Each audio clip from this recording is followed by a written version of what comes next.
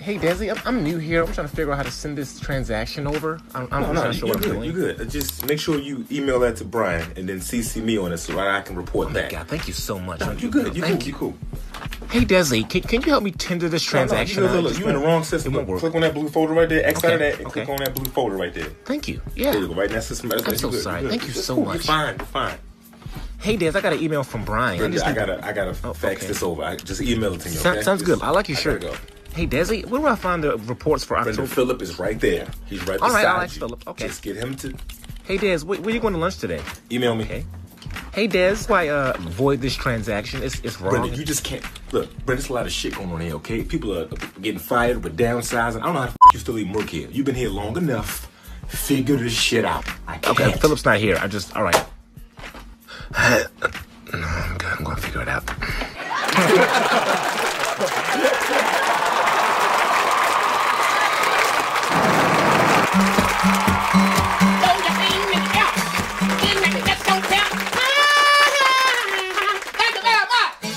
Hey, welcome back to ADHD is the New Black. I'm Stacey Michelle.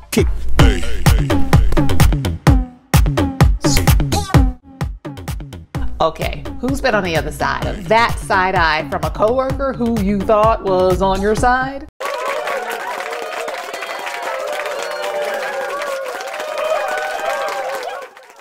I have been the recipient of the side eye oh so many times.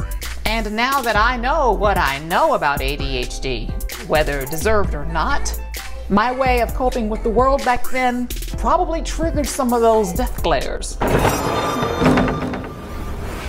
It didn't matter the setting, at work, romantic relationships, friendships, my dog. Inevitably, at some point in almost all of my significant relationships, a side eye intended to make me feel bad makes me feel awful. It triggers feelings of shame. Webster's dictionary defines shame as a painful emotion caused by consciousness of guilt, shortcoming, or impropriety.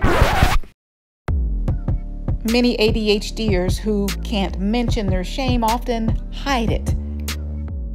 Healthcare professionals who treat adults with ADHD find the most typical ways of hiding shame: anger, blaming others for your mistakes, overcompensating with false bravado to prove worthiness to others.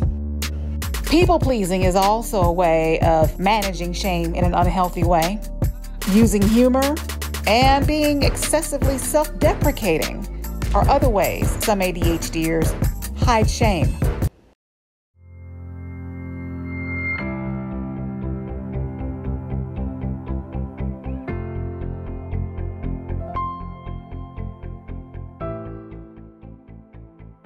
You know, other Black women who hear me make fun of my ADHD are telling me that it helps them to hear another Black woman talk about her challenges so publicly. The more I'm hearing from you, the more I'm hearing that our stories of shame are the same. Ooh, that rhymed. Some of us are feeling shame for having the struggles we have, especially at work. Like needing to write things down so that we'll remember them. We're feeling shame for not getting these words out of my mouth. Ugh. We're feeling shame for needing to ask. I wrote this. Why am I not remembering it? We're feeling shame for needing to ask and we're feeling shame for needing to ask extra questions for clarification. But then we feel embarrassed to ask because we don't want to look unqualified or stupid. And maybe worse than the shame, we're feeling alone because we feel too ashamed to talk about it. Squirrels, big ass squirrels. Still with me?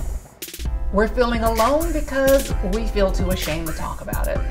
Let me tell you something. Until a year ago, I would rather be hugged by an octopus than admit to my secret shames. Those 8 creepy arms with the suction cups. So, in solidarity with you, my ADHD sisters, my secret shames never before uttered out loud. All right.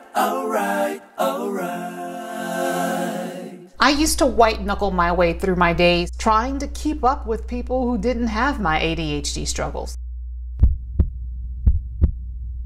I feel shame for occasionally needing financial help from my family, which I feel makes me a burden.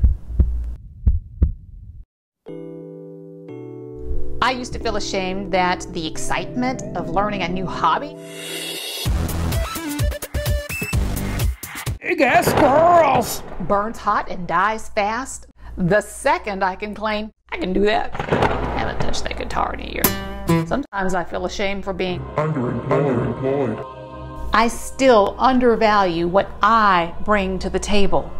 I used to feel shame for forgetting friends and family members' birthdays. Ooh, my mom's birthday's tomorrow. I feel shame for never having a 3-month emergency fund. I think right now, we all feel that. I used to feel shame because I thought everybody else had life figured out.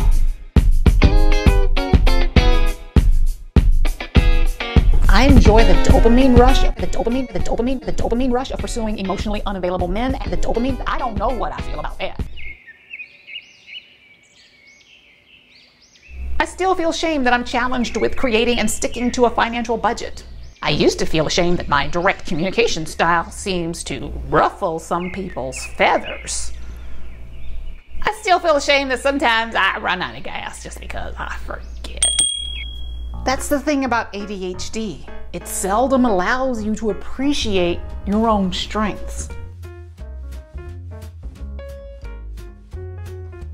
The more I compared myself to what I thought other people were good at, the more miserable I felt. How long before you start to feel broken, unworthy, or just resigned that life is not going to get better?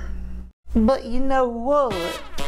In spite of all the negative feedback that I received, I picked myself up over and over and over and over and over and over again to fight another battle against me. And what kept me going was the positive feedback that I received for the type of work that I'm naturally gifted at. Yeah, I said gifted. Dopamine. It's not your fault. It is the wiring in your brain. Just take responsibility for it and change what you can. You still here? You still here? You still here? You still here? You still here? You still here? You owe it to yourself. We good? Secret shame. Guys, that's it. This episode has been a hot mess, but it's here. I'm Stacey Michelle.